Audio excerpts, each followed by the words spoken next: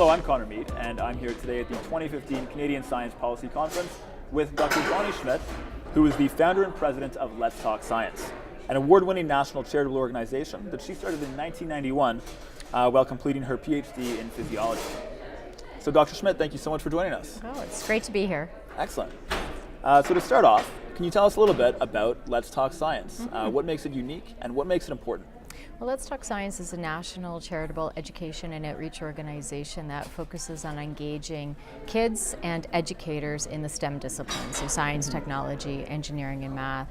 We're national. We work with thousands of volunteers. In fact, we have about 3,500 volunteers who are largely graduate students in STEM disciplines that reach out through their 42 university and college sites to do hands-on programming with kids at the preschool to grade 12. We call it toddlers to teen age.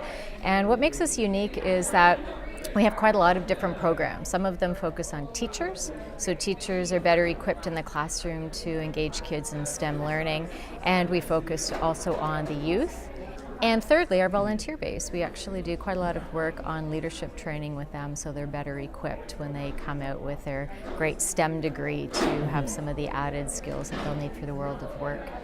Excellent. Yeah. So why is it so important for us to be working on digital literacy today in 2015? Well, digital literacy, I think, is one component of the many skills that kids need for a new economy. And where we've really been focusing on are the kinds of skills and attributes and habits of mind that sometimes don't get developed until you're in grad studies and are actually doing the scientific pursuit.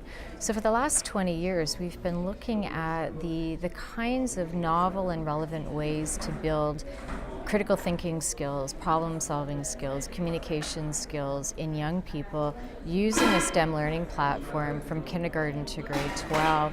What we're seeing around the digital literacy is an evolution in thinking, right? Provinces right across the country are moving from ICT skills and ICT programming into these larger conversations around what does digital literacy mean. And in fact, there's no common approach, there's no accepted practice, and it is such a new area that everybody's scratching their head a little bit and figuring out what is the vision, what are the core skills.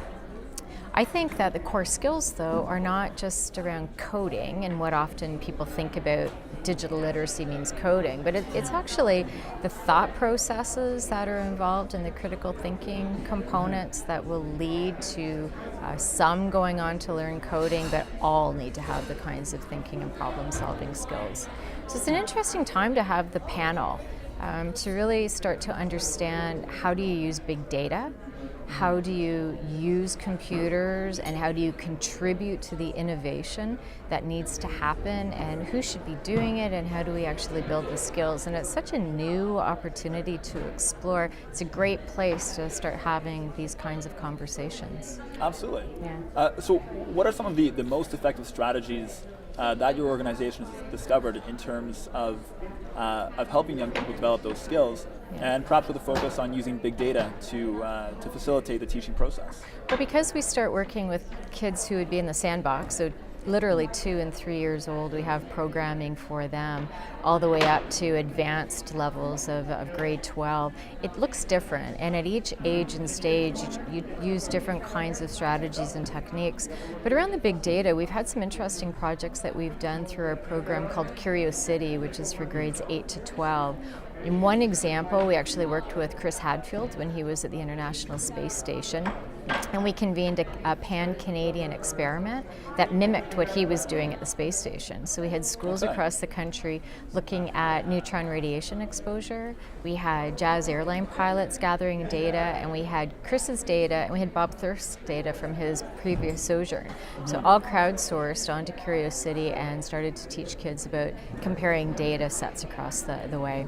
We did another project with Eyebolt in the Barcode of Life looking at genomics, and we had a pilot project in which kids were actually gathering species from the schoolyard, sending it to the barcode folks to do the genomics analysis, putting the data into the Eyebolt database. They not only found, I think, 30 new species of insects, but they started to learn how you actually can begin to manipulate the big data sets and learn from it. What's really exciting is when you can find projects like this that are relevant, to kids and are interesting, the interest in taking their schooling and their learning to another level is really motivating. It's very, very exciting. So the scientific community, I think, can have a huge role in bringing these kinds of relevant opportunities to the high school audience and then back into elementary, and start to talk more about how do we build that whole pathway of learner, from cradle onwards, instead of only focusing on the transitions from, say, post-secondary to work. And that's the area that we've been trying to help convene the science community in the knowledge mobilization back to younger audiences. Okay, interesting. So talking about the future of Let's Talk Science, what are some projects that you're working on now? What do you see are some future areas of study and program development that you'd like to take on in the future? Well, a big thing that we're working on now is how do we bring all of our programs, now that we cover preschool up to grade 12, and bring them together in a more integrated way so we can start looking at school impacts and bigger learner impacts and not just program delivery in a particular area. So can we work with schools? And we're doing some really interesting work across the Arctic Circle and in northern provinces in which the schools are bringing us in. So we can work with teachers and we can work with the kids and start to take a look at how can we help evolve culture issues, how can we help evolve learning issues and assess their impact. So that's really good. We're also looking at how can we build bridges and opportunities with leading edge research groups to help with that knowledge translation and keep students engaged in things that are going to be cutting edge research and help them understand where the opportunities are if they stay in the STEM areas. Excellent. Yeah.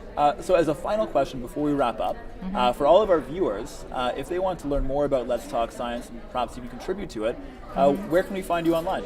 At letstalkscience.ca, and right from there you can find all of the different program areas, including Curiosity, that I think would be of interest to this audience. Excellent. Yeah, thanks. All right, well, thank you so much for joining us. Thank you. That was a really interesting interview, and we really appreciate you joining us today. All right, thanks very much. Thanks very much. Yeah, bye-bye.